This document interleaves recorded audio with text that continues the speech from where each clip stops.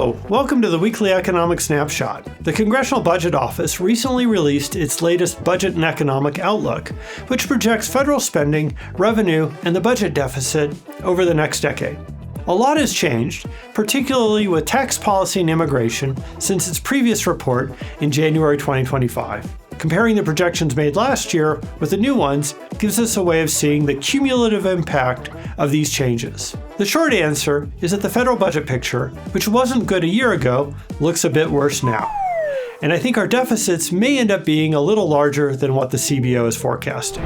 The biggest change has been on the revenue side, mainly due to H.R. 1, the budget package signed last summer. Without that law, some of the tax cuts in the 2017 Tax Cuts and Jobs Act would have expired.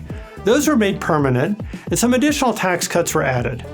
The administration has also raised taxes by imposing tariffs, but the tariff revenue is not enough to offset the other tax changes. The CBO assumed that the tariffs as of the beginning of the year would remain in place.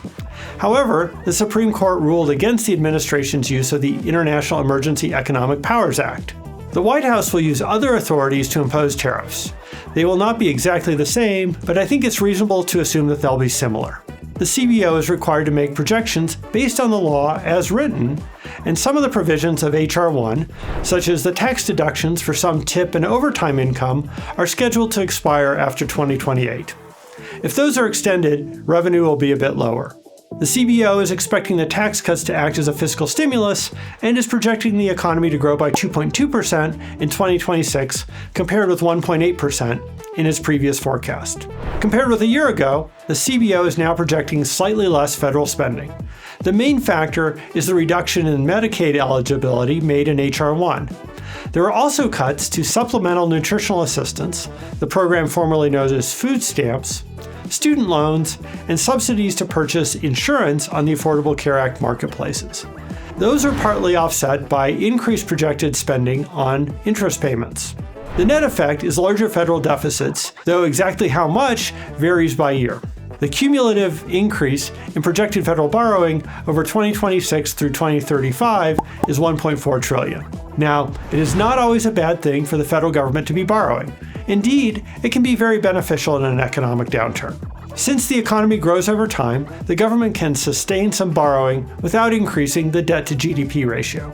However, it is concerning to have such large deficits even when the unemployment rate is relatively low.